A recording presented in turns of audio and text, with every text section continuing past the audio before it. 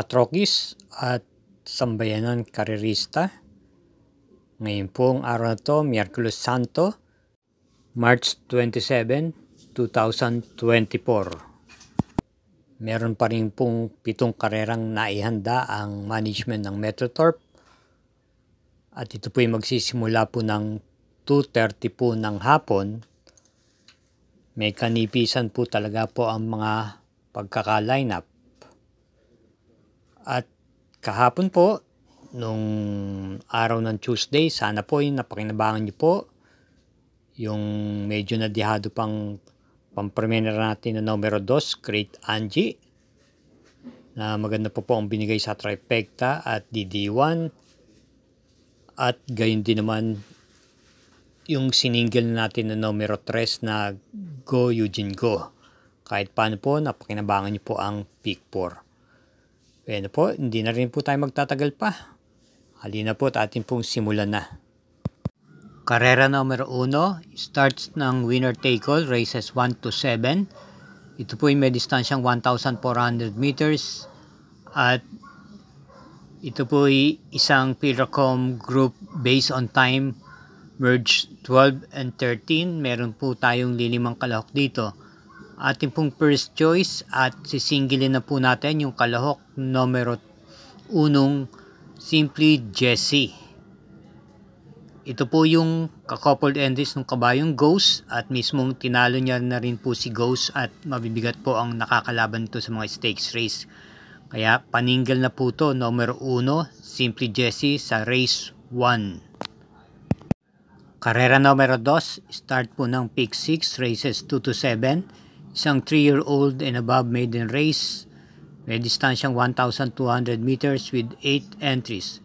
First choice, yung number 4 Primavera na may angkin tuling. Ito ay papatnubayan ni E.A. Abrea. Kung inyo pong natatandaan, ito po ang nasigunda at nagabul kay Worshipful Master sa isang novato race at gayon din sa trial race. Ating pong panigundo naman dito yung numero 5 veterano na rerendahan po ni JB Bakaykay na sa akin pagkakaalam may angkin buti po itong kabayong to. Kaya ang ating pong pili sa karera numero 2, pampremera yung numero 4 Primavera at panigundo yung numero 5 veterano. Karera numero 3, ito po isang class 5 split group 5 for placers at may distansyang 1,200 meters. Ito po ang start ng ating pick 5, races 3 to 7. May 6 entries lang po tayo dito. Ating pampremera yung number 5 Angel's Crown. Napapanipayan po ni LF De Jesus. Ito po, bagamat ito'y baguhan lang po at bagito, pero yung mga nagdaan takbo niya matapos manggaling sa maiden ay maganda po ang kanyang ipinapakita. Ito po'y dumarating po ng mga 4 hanggang 5 pwesto. Pwede po itong i-pacing at maisasabay din po ito sa unahan. Siya po ang ating pampremera, numero 5, Angel's Crown. At panigundo naman po natin yung numero 3 na Tatler Story na alam naman po natin ito may angkin tuling. At renda naman po ito ni RJ Tabor. Kaya ang pili po natin sa karera numero 3, pampremera, numero 5, Angel's Crown. At panigundo yung numero 3, Tatler Story. Karera number 4, start po ng pick 4, races 4 to 7. Isang class 4, group 16 to 21 at may distansyang 1,200 meters, 6 entries lang po. Ating first choice, yung number 5 off shoulder, nararendahan po ni MR Elios. May angkin tuling at pwede rin pong i-pacing tong kabayang to, bagamat galing po sa bakasyon. May buti naman po ito at maganda naman po ang kanyang pinakita ng mga last month na takbo niya. Ating pong panigunda naman dito yung numero 1 AP Factor na rerenda ni RM Del Santos. Ito naman po ay dating banderista at may angkin tuling pero gawa na rin po sigurong nagkaedad na. Nagbago po ang estilo ng pagtakbo. Pwede na rin po itong iparimate. Kaya ang ating pong pili rito sa karera numero 4, pampremera yung numero 5 off shoulder at panigundo yung numero 1 AP Factor. Just a reminder lang po, Huwag po natin kalilimutan mga katrokis at sambayanan karerista na mag-subscribe at pakishare na rin po, i-follow at gayon din naman po i-hit ang like button ng Mang Kelos TV para sa mga updates po ng ating mga giya. Salamat po. Karera numero 5. Ito po yung may distansyang 1,400 meters, isang class 5, split group 5 for placers. At meron po ulit tayong 6 na kalahok dito. Ating pong first choice dito yung nagbabalik pistang numero 6, Let It Shine.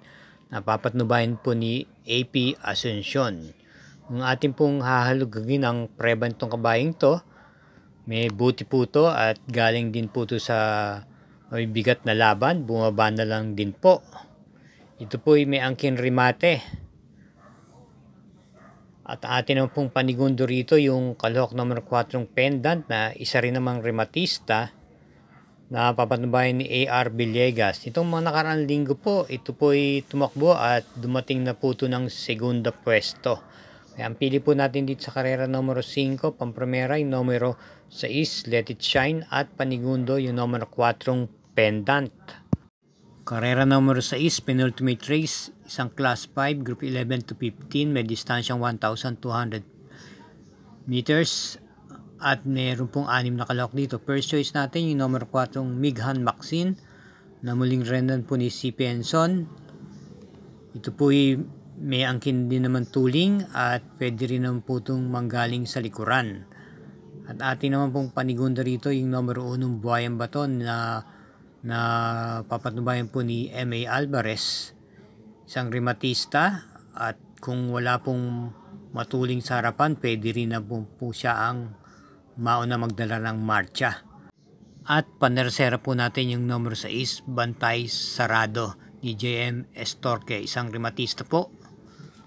Kaya ating po muling pili dito sa karera numero 6, pampremera yung numero 4, Mighan Maxine, panigundo numero 1, Buhayan Bato, at panersera yung numero 6, Bantay Sarado.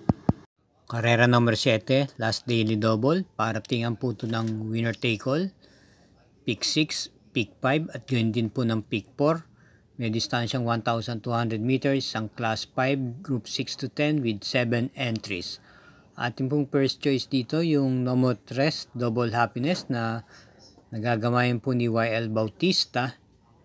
Ito po may takbong na iuuna at na iparirimate rin po.